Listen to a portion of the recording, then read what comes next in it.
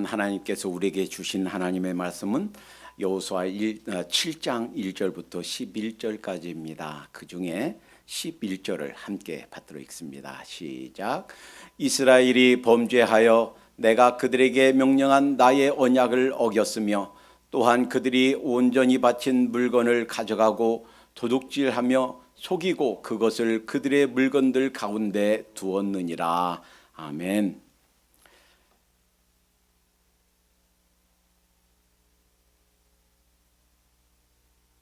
우리 인간들은 평생을 살아가면서 성공과 승리와 좋은 일만 있지 않습니다. 때로는 성공을 원하지만 실패할 수도 있고, 승리하기 원하지만 패배할 수도 있고, 좋은 일이 있기 원하지만 좋지 않은 일이 닥칠 수도 있습니다. 그러나 실패와 패배가 닥쳤을 때에 그 자리에 주저앉아 손을 놓고 포기하면 그냥 패배로 끝나고 맙니다. 그러나 그 패배를 거울 삼아 다시 일어서고 다시 그런 실수를, 그런 패배를 반복하지 않으리라 각오하고 다시 일어선다면, 그리하여 다시 승리하고 다시 성공하게 된다면 그것은 실패가 아니라 성공을 위한, 승리를 위한 한 과정, 디딤돌이 될 줄로 믿습니다. 믿는 자에게는 따라서 실패도 또 패배도 나쁜 일까지도 그 모든 것이 합력해서 선을 이루게 되는 줄로 믿습니다. 혹시라도 이 말씀을 듣는 우리 가운데 혹시 남모르는 어떤 어려운 일, 혹시 패배나 실패 또는 고난과 역경, 힘든 일을 겪고 계신 분들이 계십니까? 그것 때문에 주저앉고 그것 때문에 손을 놓지 말고 그럼에도 불구하고 다시 그것을 디딤돌 삼아서 일어서고 다시 힘있게 주님 앞에 바로 서는, 다시 서는 여러분들 되시기를 주님의 이름으로 축원드립니다. 오늘 이스라엘 사람들은 큰 패배를 겪고 말할 수 없는 절망 가운데 빠져 있습니다. 바로 직전 여호수아 7장에서 난공불락의 성, 역사상 있었던 가장 견고한 성 중에 하나인 여리고성을 단 한 명의 군사적 실패도 없이, 한 명의 사상자도 없이 완벽한 승리로 그 성을 정복했습니다. 그리고 나서 바로 그 여리고성의 서쪽으로 18km 지점에 있는 약 800m 고지에 있는 좀 높은 산악지역이죠. 자그마한 성, 전체 인구가 한 12,000명 정도밖에 되지 않는다고 합니다. 그 중에서도 거기에는 어린 아이와 여인들 그리고 노약자들 다 빼면 아마도 군사로서 병력으로는 실제로는 한 2,3천 명 정도밖에 안 될 거라고 추정합니다. 자, 그 성에서 패배했습니다. 오히려 3,000명이 올라갔었는데 36명이 살해당하고 전사하고 또 무참히 패배해서 쫓겨나왔습니다. 자, 여호수아를 비롯해서 온 이스라엘 진영에서 아주 큰 절망 가운데 있었습니다. 왜 그럴까요? 사실 손실된 병력으로는 만약에 그 전투에 임했던 전체 병력 수는 이스라엘 전체 국민들은 약 200만 명 될 것이고, 그리고 민수기에서 그 계수했을 때 약 전투 병력이 60만 명 정도 되었습니다. 그리고 요단강 동편 루벤 지파, 갓 지파, 므낫세 반 지파 약 11만 명 되는데 전투에 참여한 명수가 4만 명이니까 대충 약 3분의 1 정도가 전투에 임했다라고 가정하면 실제 60만 중에서 여리고성 전투에, 그리고 실제 전투에 임한 백성들은 20만 명 정도가 될 것입니다. 그 중에서 3,000명이 갔고 그 중에서 36명이 죽었으면 사실은 그다지 큰 병력 손실은 아니에요. 그러나 이것은 상징적인 의미가 있습니다. 기가 꺾이는 거예요. 우리가 패배했다. 동시에 그 가나안 지역에는 여러 원주민들에게는 이런 의미가 있어요. 와, 그 무지막지한 그 모세 때부터 정말 가는 곳마다 메뚜기가 먹어버리듯이 다 정복한 그들, 누구도 당해낼 수 없는 여호와 하나님이 지키시는 그 백성. 그렇지만 와, 별거 아니구나, 한번 해볼만 하구나 라고 그 당시 있는 원주민들에게는 그들이 용기를 내서 대항해 올 수 있는 빌미를 줄 수 있고, 또 동시에 와, 우리가 졌다, 우리가 그냥 항상 이기는 것만 아니다, 이 죽은 이 36명보다도 더 큰 것은 우리가 패배했다, 기가 꺾이는 것, 이것이 문제예요.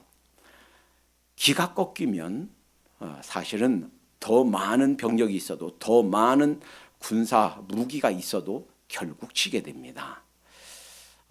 미국 남침례 교단에 중요한 네 부서가 있어요. 하나는 해외 선교부 IMB가 있고, 국내 선교부 NEM이 있고, 그리고 출판부 라이프웨이가 있고, 연금부 가이드스톤이 있어요. 그런데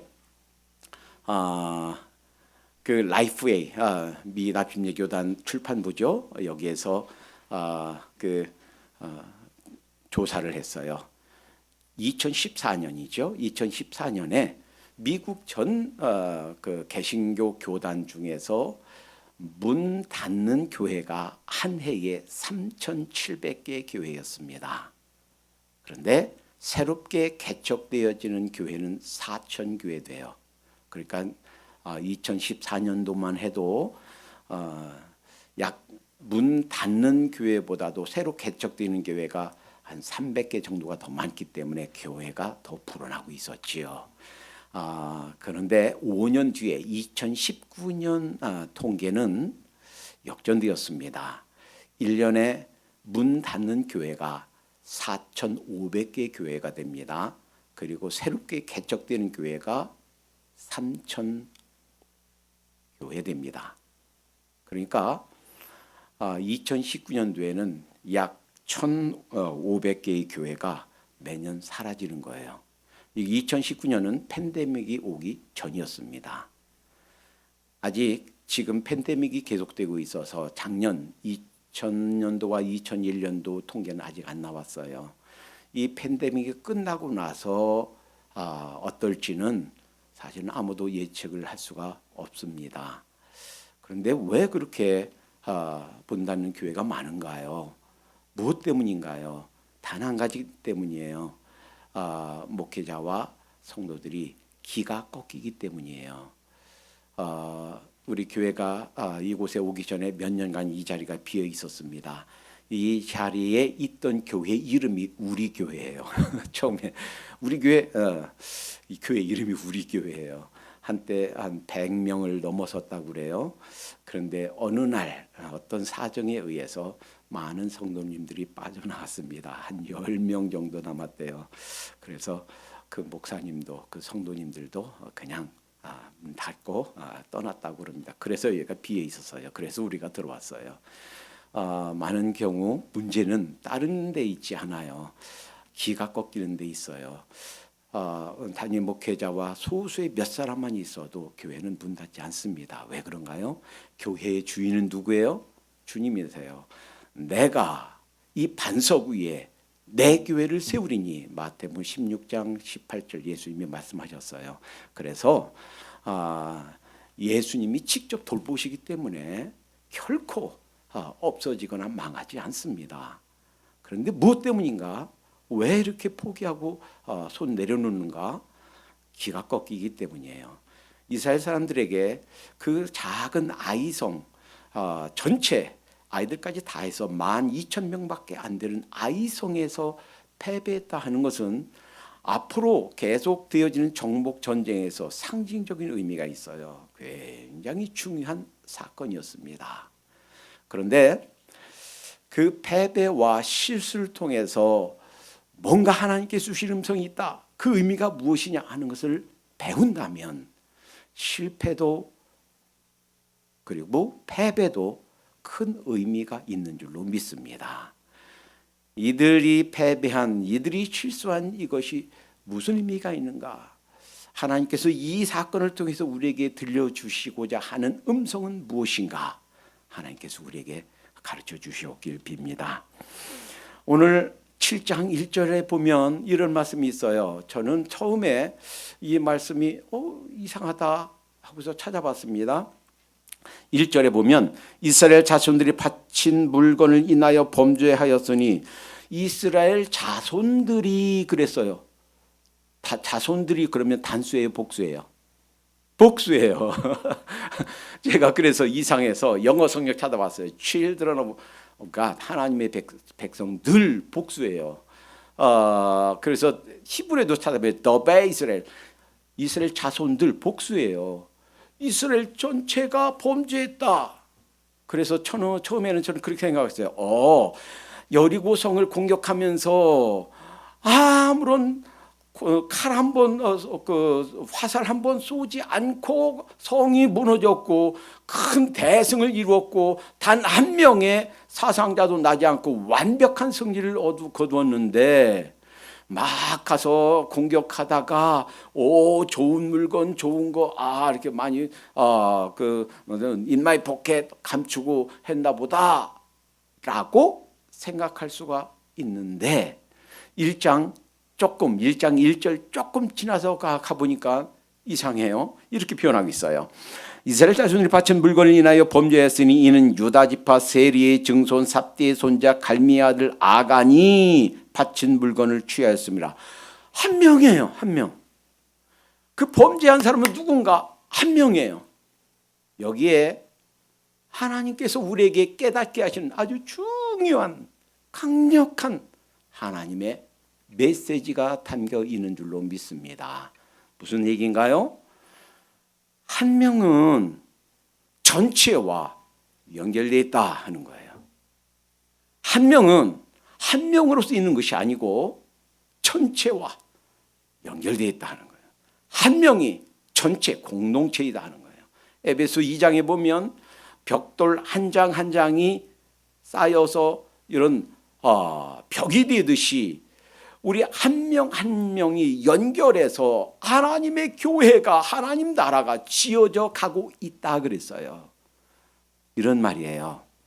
벽돌 하나가 금 같으면 그것이 있는 벽은 벽 전체가 금 간 거다라는 거예요. 그 한 명이 별거 아닌 것 같고, 더군다나 한 20만 명, 60만 명 중에서 한 명은 그저 있으나 마나 한 것 같지만 그 한 명이 전체와 연결되어 있다라는 겁니다. 여기에서 아주 중요한 전도의 방법, 선교의 방법에 대한 전략이 나오게 됩니다. 하늘나라 확장을 위해서 과연 어떤 것이 가장 바른 성경적인 그러한 전략인가 하는 거예요. 한 명 개인이 구원받는 것 필요하고, 한 개인이 하나님 말씀대로 바로 사는 것, 빗된 삶을 하는 것 필요하고, 그것만 하면 되는가? 아니면 사회 제재, 전체 국가의 법, 국가 체제, 제도, 위정자, 입법자, 법을 집행하는 자, 이런 사람들까지도, 이런 국가 체제까지도 신경을 써야 되는가? 두 가지 극단적인 태도가 있습니다. 첫째는 복음주의적 극단적 개인주의 견해예요. 나라가 어떻게 되든, 위정자가 어떤 사람이 대통령이 되든 왕이 되든 그거 신경 쓰지 마세요. 그저 그 권위에게 복종하라고 그랬으니까 우리는 복종만 하고, 누가 도지사든 누가 주정부 거버너가 되든 시장이 되든 그거 신경 씁니까? 그 정치하기 좋아하는 사람들한테 맡기죠. 교육자들에게 맡기고요. 정치는 정치하는 사람들에게 맡기고요. 국방 그저 군인들에게 맡겨버리죠. 그저 신경 쓸 것이 없습니다. 개인이 구원받아서 참된 하나님 백성 되고 그들이 바르게 살도록 하면 저절로 하늘나라가 만들어질 겁니다 라고 하는 개인적인 극단적인 개인주의적 견해가 있어요. 두 번째는 그 반대, 정반대 견해가 있습니다. 이것은 민중 신학 혹은 해방 신학의 견해예요. 아니에요. 이렇게 개인이 해서는 이건 안 되고요. 체제가 바뀌어야 됩니다. 나라 전체 이 체계가 바꾸어져야 됩니다. 가진 자, 못 가진 자, 가진 자들은 늘 가진 자로 살게 됩니다. 보세요. 개천에 용난다? 어렵습니다. 지금 내놓으라 하는 지배층이는 그 지배층은요, 계속 그 자녀들도 계속 지배층이 있게 돼요. 더 많이 배우고 좋은 대학 가고 좋은 데 훈련받고 또 잘 갖추기 때문에 계속 있는 사람들이 계속 있게 되고요. 없는 사람들은 계속 없게 되고요. 그래서 체제가 뒤엎어져야 됩니다.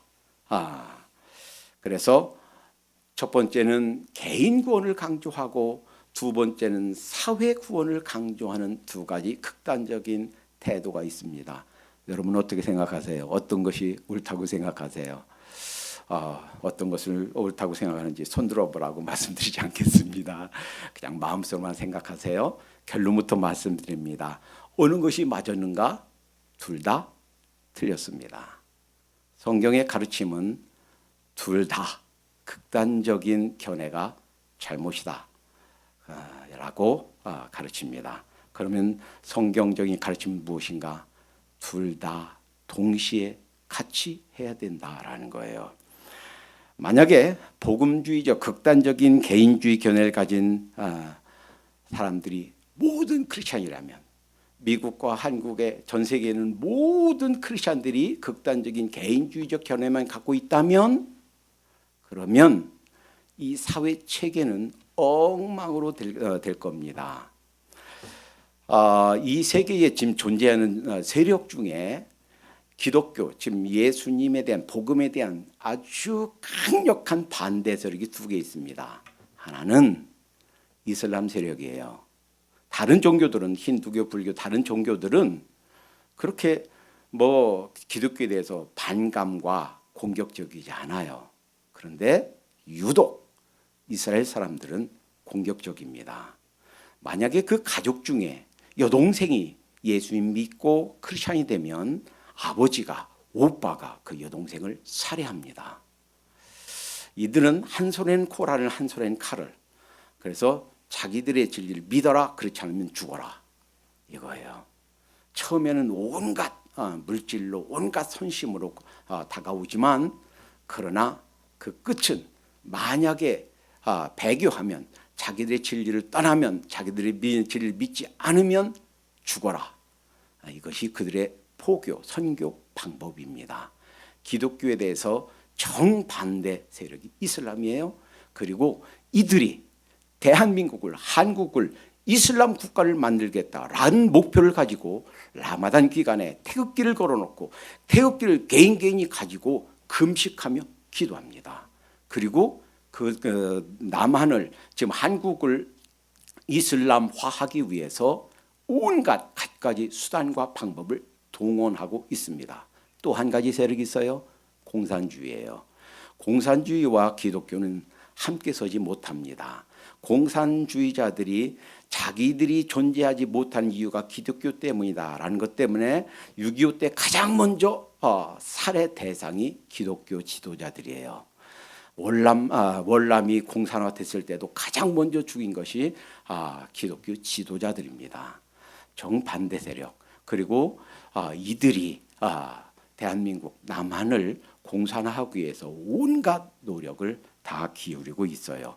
만약에 극단적 개인주의 견해만 모든 크리스찬이 다 견지하고 있다, 그러면 이 미국 사회가 언제 어떤 사회주의로, 어떤 독재 국가로 변할지 예측할 수 없습니다. 모든 크리스찬이 그저 내싸두세요. 그 정치하기 좋아하는 사람이라 정치하지요. 그냥 교육하는 사람에게 교육 맡기고 국방은 군인들에게 맡기고 그냥 내싸두세요 라는 개인적인 극단주의, 개인주의적 견해가 갖고 있다면 대한민국은 다시 또 다른 형태의 일제 36년과 같은 그런 아픔을 겪을지 모릅니다. 따라서 여기에 우리가 그 눈을 떠야 됩니다. 디모데전서 2장에도 임금들을 위해서 기도하라고 그랬어요. 위정자들을 위해 기도하라고 그랬어요. 바른 하나님의 사람들이 위정자로 세워지도록 기도하고, 또 그런 사람들이 위정자로 세워지도록 투표하고, 만약에 하나님의 말씀을 거역하고 죄를 짓는 것을 사회 법으로 만들려고 할 때 투표해서 그것을 막고 신경 써야 된다 하는 거예요. 둘째, 그러면 해방주의 민중신학, 해방신학의 견해, 그 체제를 바꿔야 된다?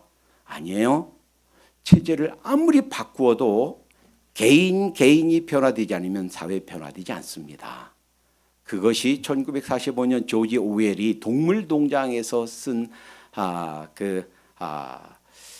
예언 같은 소설의 결말이에요. 그 동물농장에서 돼지가 주인을 몰아내고 우리 다 똑같이 일하고 다 똑같이 먹고 평등한 사회를 이룹시다 해서 주인을 쫓아냈어요. 그리고 그 돼지가 이제 동물농장을 운영합니다. 그런데 이 돼지가 어때요? 욕심쟁이 아니에요. 돼지 하면 욕심 많잖아요. 그 전 주인보다 더 포악합니다. 더 독재적입니다. 더 못살게 굽니다. 그래서 얘기합니다. 우리 민족은 모두는 다 평등합니다. 그런데 어떤 동물은 더 평등합니다. 무슨 뜻이에요? 자기들만, 지배계층만 배불리고 지배계층만 더 많이 갖게 되는 거예요. 이것이 공산주의의 특징이에요. 공산주의는 이룰 수 없는 이상향 유토피아다 하는 거예요. 이론적으로는 좋은 것 같지만 이루어질 수가 없는 그런 이상향일 뿐이다라는 거예요. 개인이 변화되지 않으면 안 된다라는 겁니다. 이 사회 구원에 대해서 그 구약에 있는 우리가 성경에 읽었죠. 이사야, 예레미야, 에스겔 이 모든 선지자들이 외친 것은요, 개인에게만 외친 것이 아니고 개인과 동시에 at the same time 전 국민에게 외친 거예요. 우리가 지금 그 학부에서 마이클 그린 초대교회 전도에 대해서 공부를 하고 있습니다. 그 책에서 초대교회에 전파되는 모습을 자세히 살펴보면서 이렇게 얘기합니다. 흔히 우리는요, 민중신학, 해방신학이 이렇게 얘기를 해요. 기독교는, 초대교회는 아래로부터의 전도였다. 못 가진 자, 그리고 억눌린 자, 그리고 없는 자, 소외계층, 그들을 통해서 온 아래로부터의 전도인가요? 그렇지 않아요. At the same time이에요. 예수님이 가셨던 사마리아 여인, 사마리아 지역, 가이사라 빌립보 지역, 당대 그 유대 민족이 아니라 헬라 사람들이 왔을 때 로마가 지배할 때 전략적인 곳이었어요. 가장 영향력 있는 그런 도시였어요. 사도 바울이 선교하러 다녔던 곳이 그냥 시골 그 가난하고 못 살고 그냥 영향력이 저 멀리 떨어진 산골 여기 찾아다닌 게 아니에요. 사도 바울이 갔던 곳은 그곳이 소아시아 쪽이 됐든 유럽 쪽이 됐든 가장 영향력 있는 곳이었어요. 사도 바울이 왜 그토록 로마에 가고자 원했냐면 그때 로마가 전 세계를 지배한 가장 큰 강대국이었고 그 핵심 지역이에요. 물론 그가 가고자 했던 대로 가진 못했어요. 그러나 이상한 방법으로 갔습니다. 그 사람 죽이려고 하는 사람들 때문에 군대가 그를 호송해서 포로로 끌려갔어요. 그러니까 포로로 호송되어 갔지만 동시에 무장한 군인들이 다른 저객들, 암살하려고 하는 세력들을 막아서 보호해서 로마에 갔던 거예요. 로마에 가서도요, 전설에 의하면 그냥 있는 게 아니에요. 자기는 감옥에 있지만 황제의 가족들이 와서, 나라 전체를 다스리는 장관들이 와서 날마다 그에게 복음을 들었다고 그래요. 무엇입니까? 그가 의도하고 그가 계획된 것은 아니지만 복음이 위로부터 온 거예요. 아래로부터의 복음이 아니라, 그것만이 아니라 위로부터 위정자들, 황제의 가족들, 영향력 있는 사람들, 부자들, 당시에 지배계층부터 파고들었다는 거예요. 그러니까 동시에 이루어진 거예요. 이것 때문에 숫자가 얼마 안 되지만 약 300여 년 후에 로마가 기독교를 국교로 받아들이는 원동력이 되었습니다. 그러니까 이 사회주의, 사회구원이 먼저다, 사회구원을 해야 된다, 이들의 견해도 틀렸다라는 거예요. 우리가 그렇게 계획한 것도 아니지만 초대교회의 복음이 전파된 순서들을 보면 개인구원과 사회구원이 같이 갔다라는 것입니다. 이것이 오늘 이 말씀, 1절 말씀해 주신 말씀이에요. 이 아이성 공격에 관한 것은 7장 전체에 한 사람의 얘기로부터 그 한 사람의 스토리가 전 이스라엘 진영, 그들의 생사를 좌우하는 큰 문제와 직결되어 있다 하는 것을 보여줍니다. 7장 1절부터 마지막 절까지는 이 사람의 이야기예요. 이 사람의 이야기지만 이것이 바로 전체의 이야기예요. 우리는요, 가끔 이렇게 생각해요. 아이고, 저 하나쯤이야. 하나님께서 요구하시는 것은 그 한 사람 한 사람이 중요한데 왜 그것이 전체 운명 공동체와 직결되어 있다라는 거예요. 한 명이 전체와 연결되어 있다. 보세요. 한 명, 라합이, 그 한 명이 목숨 걸고 하나님 앞에 헌신해서 이 가나안 정복, 이 여리고성 정복의 길이 열렸습니다. 한 사람이 불순종해서, 한 사람이 범죄를 해서, 사실은 그 많은 20만 명 중에서 한 명, 60만 명 중에서 한 명, 아주 지극히 작은 한 점에 불과할 것이지만 하나님께서는 그것을 전체로 여기셨다라는 거예요. 자, 이제 나 하나가 뭐 나 한 명쯤이야 라고 그렇게 섣불리 생각하지 말도록 하십시다. 하나님께서 원하시는 것은 한 명 한 명이, 한 명 한 명이 주님 앞에, 복음 앞에 잘 서는 것이 필요해요. 주님 앞에서 신앙 안에서, 성경 안에서 잘 자라는 것이 필요해요. 한 명 한 명이 얼마나 귀히 여기시는가. 선지자를 선지자의 이름으로 대접하면 선지자의 상을 받는다고 그랬습니다. 한 명 한 명이 의인을 의인의 이름으로 대접하면 의인의 상을 받는다고 그랬습니다. 이 제자 중에 이 소자 중 하나에게 베푸는 거, 그 냉수한 것까지 베푼 거, 하나님께서 결코 그 상을 잊지 않을 거다 그랬습니다. 한 명이 하는 헌신, 한 명이 드리는 그 주님을 위한 그 고귀한 사랑, 이것 때문에 공동체가 세워져 가고 하나님 나라가 확장되어 간다라는 거예요. 또 하나 놓쳐서는 안 되는 아주 중요한 메시지가 있습니다.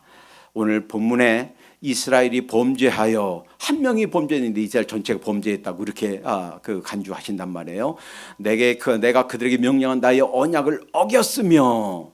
자, 여기에서 하나님의 돌보심, 하나님의 도우심, 하나님의 언약이 우리의 잘못으로, 우리의 범죄로 깨어질 수도 있다라는 것을 기억해야 됩니다. 우리는요, 성경에서 계시해 주신 하나님이 아니라 내 생각 가운데 내가 만들어낸 하나님을 섬기는 경향이 있어요. 어떤 하나님이에요?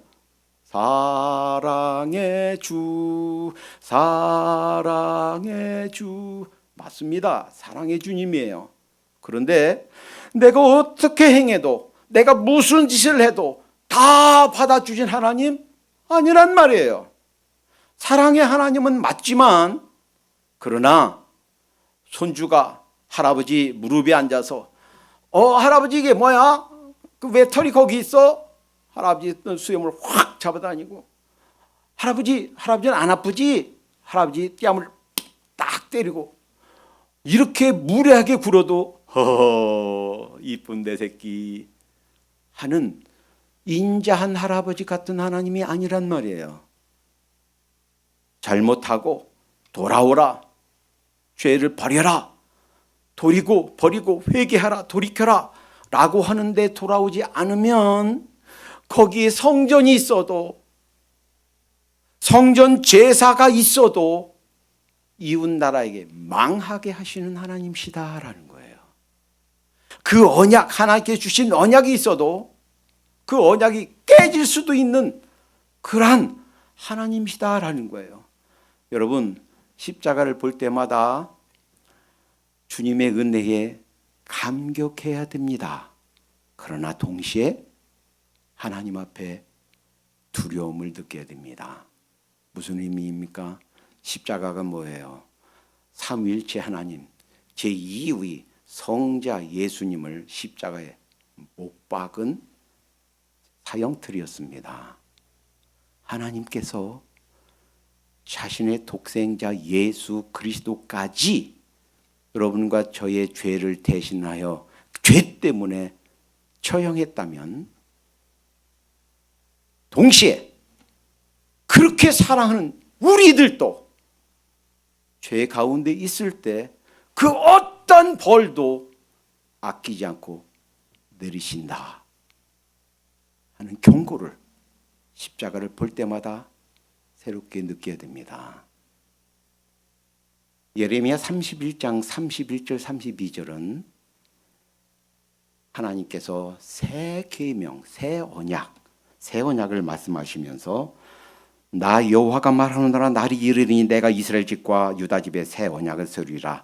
나 여호와가 말하리라 이 언약은 내가 그들의 열조의 손을 잡고 애굽 땅에서 인도하여 내던 날에 세운 것과 같지 아니할 것은 내가 그들의 남편이 되었어도 그들이 내 언약을 파하였음이니라.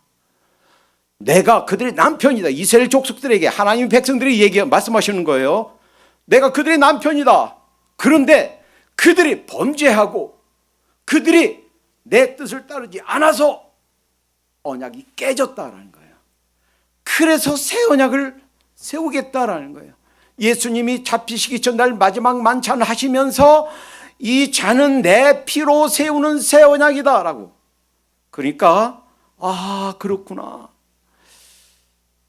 또 꼭 그런 건 아니지만 우리 개인적인 어려움 혹은 이 국가적인 재난 혹은 이런 자연재해 우리가 당하는 이 실패와 패배와 고난과 역경 속에는 늘 그런 건 아니에요. 어떤 때 우리의 잘못과 우리의 실수, 우리의 죄악 때문일 수도 있다라는 사실을 깨달아야 됩니다.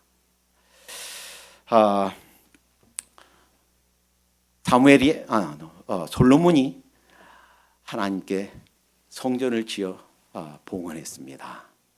이때 주신 하나님의 약속 가운데 이런 말씀이 있어요. 혹 내가 하늘을 닫고 비를 내리지 아니하거나. 이건 기상이변이에요. 천재지변입니다.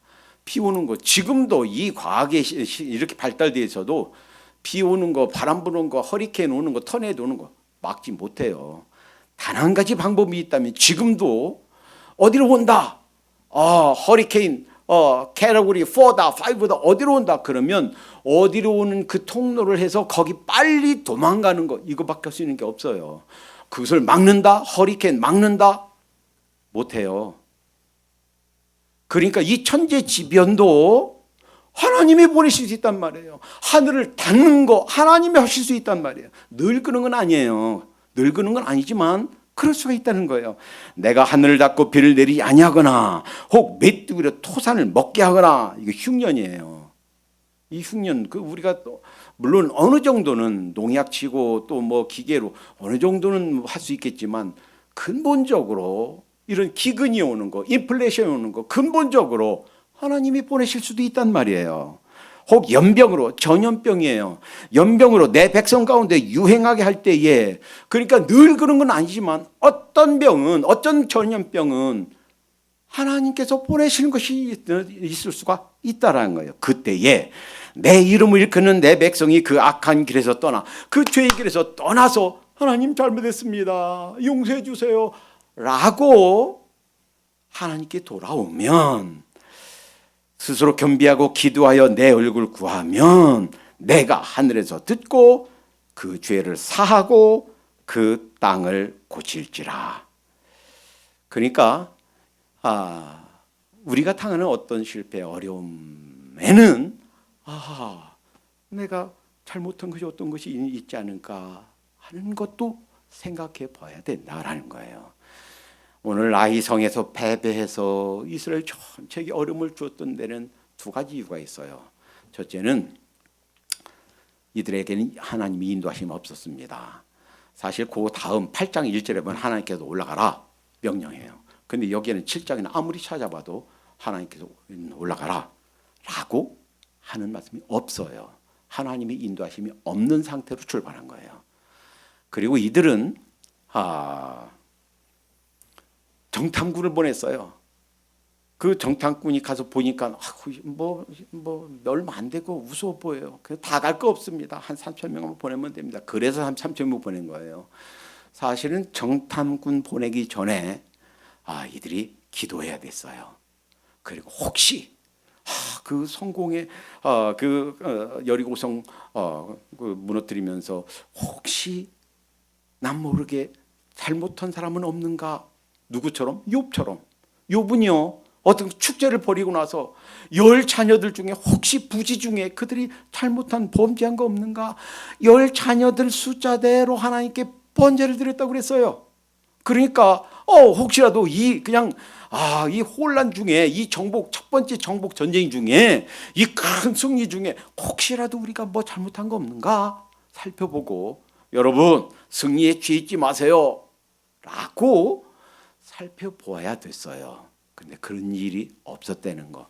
하나님의 인도하심을 받지 않고 자기 뜻대로 간 진격이었다라는 두 번째, 이들의 교만이에요. 그러니까 우스워 보이죠. 그 큰 여리고성을 공격했는데, 이겼는데, 한 명의 사상자도 없었는데 그 조그마한 아이성쯤이야 라고 생각했던 거예요. 자, 우리는요 어떤 상태에서도 우리 자신들을 과신하지 말아야 돼요. 물론 자칫 잘못하면 우리의 능력, 우리의 경험, 내가 잘 아는 건데요, 잘 해오던 건데요, 우리 자신을 잘 의뢰할 수가 있습니다. 그러나 어떤 상태에서도 우리 자신을 과신하지 말고 하나님을 의지하도록 하십시다. 자, 이제 이 아간, 이 한 명을 통해서 주시는 하나님의 메시지를 담아서 우리 삶을 돌아보십시다. 하나님께서 원하시는 것은 한 명이 나의 작은 헌신, 나의 작은 실수, 이것이 전체에 영향을 미칠 수 있다라는 것과 함께 동시에 내 작은 헌신, 내 작은 봉사가 이 공동체를 살릴 수도 죽일 수도 있다. 그래서 미국의 어떤 기상학자는 나비 효과라는 것을 발표했습니다. 브라질에서 나비가 조그맣게 하는 그것이 텍사스에 큰 태풍을 일으킬 수 있는가? 그때부터 나비 효과라는 말이 생겼어요. 작은 것이 큰 결과, 큰 영향을 미칠 수가 있다라는 것이지요. 자, 하나님께서 원하시는 것은 우리가 죄 가운데 있으면, 하나님께서 기뻐하시지 않는 일 가운데 있으면 하나님의 도우심의 손길이 끊어질 수 있다는 사실을 기억하고 우리 자신을 돌아보고 늘 성결 가운데, 거룩하심 가운데 하나님이 기뻐하신 일을 행하면서 살도록 하십시다. 기도합니다. 사랑의 하나님, 감사합니다. 하나님, 이스라엘 전 진영이 여리고 정복 초기에 겪은 이 큰 어려움과 또 패배처럼 때로는 우리 삶에서도 이런 어려움과 또 아픔을 경험하기도 합니다. 하나님, 언제든 어떤 상황이든 하나님의 손길을, 하나님 저희들 구할 수 있도록 인도해 주시옵소서. 하나님께서 기뻐하시는 것은 나의 작은 한 봉사가, 나의 작은 한 헌신이 전체에 영향 미칠 수가 있고, 나의 주춤거리는 것, 나의 한 사람이 뒤로 물러나는 것, 이것이 전체 공동체에 큰 영향을 줄 수 있다는 사실을 기억하면서 하나님, 주님께서 기뻐하신 일에 헌신할 수 있도록 인도해 주시옵고, 어떤 상황에서도 겸손하게 하나님의 인도하심, 하나님의 도우심, 하나님의 손길을 의지하고 그 하나님의 손길을 우리 삶의 구석구석에 초청하여 하나님의 도우심 받아 사는 저희가 되게 해 주시옵소서. 예수님의 이름으로 기도하옵나이다. 아멘.